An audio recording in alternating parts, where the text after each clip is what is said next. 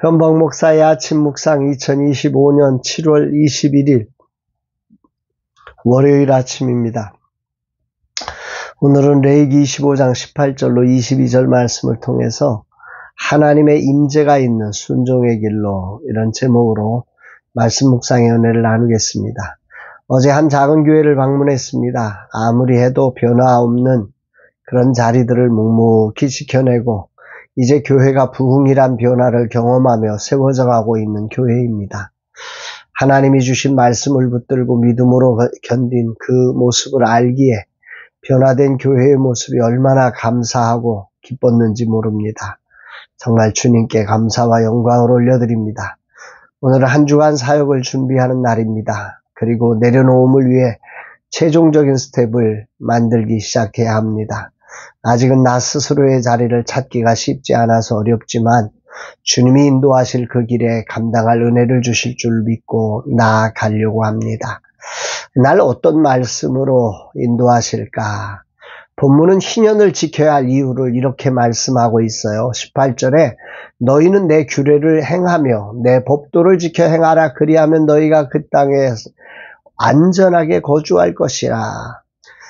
희년을 지켜가는 것이 이스라엘 백성이 언약의 땅에 안전하게 거하는 힘이다. 이렇게 말씀을 하십니다.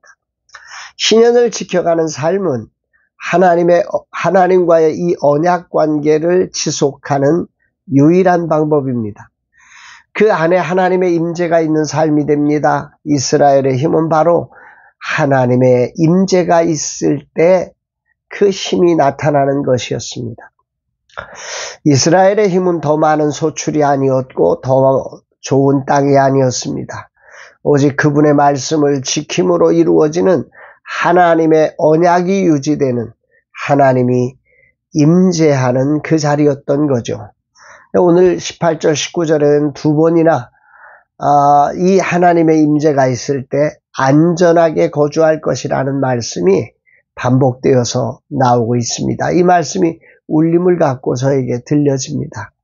그러면서 하나님은 그들의 희년을 지켜가며 근심이 분명히 있을 것이지만 그들을 향해 놀라운 약속을 허락하십니다. 20절 21절 만일 너희가 말하기를 우리가 만일 7째 해에 심지도 못하고 소출을 거두지도 못하면 우리가 무엇을 먹으리요 하겠으나 내가 명령하여 6째 해에 내 복을 너희에게 주어 그 소출이 3년 동안 쓰게 하리라.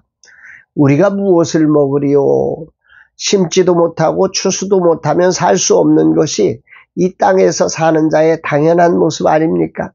그러나 하나님을 신뢰할 때 하나님이 복을 주어서 3년 동안의 양식을 주어 살 수 있도록 할 것이다. 이렇게 약속을 하고 계십니다. 여기에 보면 내 복을 너희에게 주어라고 하는 표현이 나옵니다. 여기 이 복이라고 하는 단어를 히브리어 원문의 뜻으로 보면 그 의미를 해석해 보면 하나님이 적극적으로 개입하여서 생명과 풍요를 부여해 주시는 그 정말 생명이 있고 풍요로움이 있는 이게 하나님이 내 삶 속에 개입되어서 만들어가는 상태, 이거를 복이다 이렇게 표현을 하는 것입니다. 하나님의 초자연적인 공급을 약속하는 것이죠. 하나님의 임재와 섭리를 통해 그들의 삶에 필요한 모든 것을 하나님이 책임져 주시는 삶, 이게 히브리어적으로 복이라는 개념입니다. 여기서 중요한 초점은 이것입니다. 하나님이 주시는 복을 따르는 삶이 아니라 그 복을 주시는 하나님을 따르는 삶이어야 한다 이거죠. 약속의 땅이 복이 아니라 약속의 땅에서도 하나님을 따르는 삶이 진정한 복이다. 이게 오늘 본문을 압축해서 보면 이 한 구절로 요약할 수 있다 생각이 됩니다. 오늘 주님 내게 무엇을 말씀하시는 것일까? 어제 삶의 이제 저는 개인적으로 삶의 전반전을 마치고 후반전으로 돌아서는 그 구체적 스텝을 지금 계획하고 나아가려고 합니다. 이런 내게 하나님은 희년의 지킴이 진정한 안식이라는 말씀을 주셨습니다. 다시 말하면 하나님의 인도하심을 신뢰하고 그 인도하심에 너를 맡겨라. 그러면 그게 안전이다. 이렇게 말씀하시는 겁니다. 심지도 거두지도 않는데 어떻게 살 수 있습니까? 하는 근본적인 염려에 대해 하나님은 내 복을 너희에게 주오라는 말씀을 통해서 염려를 맡기고 오직 하나님의 임재가 있는 자리를 붙잡으라고 하십니다. 이 말씀이 생각나는 아침입니다. 마태복음 6장 25절. 그러므로 내가 너희에게 이르노니 목숨을 위하여 무엇을 먹을까 무엇을 마실까 몸을 위하여 무엇을 입을까 염려하지 말라. 목숨이 음식보다 중하지 아니하며 몸이 의복보다 중하지 아니하냐. 나의 힘과 지혜와 모든 것이 하나님 안에 있음을 고백합니다. 나의 힘은 하나님의 뜻에 순복되는 곳에서 나옵니다.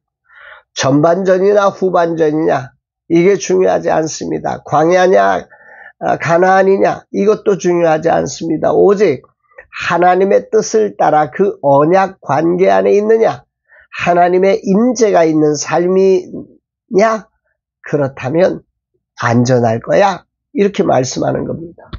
오늘 신년을 묵상하면서 주시는 이 말씀의 핵심은 땅도 쉼을 누리는 시간이었듯 나의 후반전은 더 많은 일로 이루기보다 은혜로 걸어가는 회복의 계절이 될 것이라고 하는 분명한 말씀입니다. 신년을 통해 공급자가 하나님이심을 분명히 깨닫게 되듯이 내가 내려놓음이 라마나의 선교의 주인이 하나님이시며 그분이 일하시기 위함임을 저는 믿습니다. 심지도 거두지도 못하면 살 수 없다는 현실의 염려가 물론 올라오지요. 세상의 정욕과 불안은 끊임없이 살 길을 대비하라고 소리칩니다.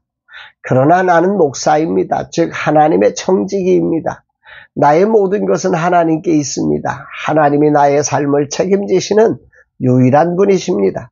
그러므로 나의 후반전의 삶도 나는 오직 나의 왕이신 하나님의 청지기로서 역할을 바꾼 그 자리에서 하나님의 뜻을 이루는 자로만 존재할 것입니다. 내가 힘쓰고 애써야 할 자리는 바로 하나님의 뜻을 이루는 일임을 그래서 하나님의 임재가 떠나지 않도록 하는 그것입니다. 이제 나는 후반전을 워밍업하는 자리에 나아갑니다.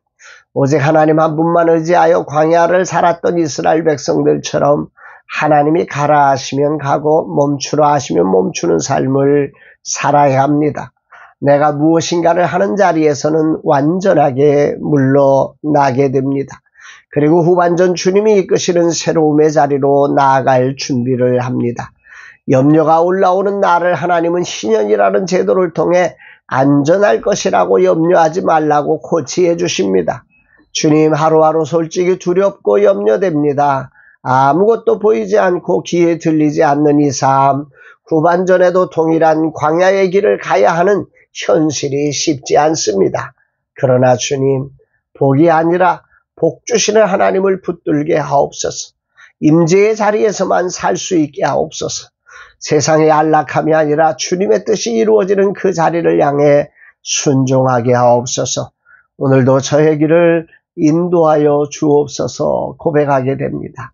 사랑하는 여러분, 우리 인생의 광야든 가나안이든 광야 때는 하나님이 보호하시고 가나안 때는 우리 스스로 사는 게 아니라 그 어느 곳이든 하나님의 임재가 있을 때 하나님의 백성들은 안전한 곳입니다.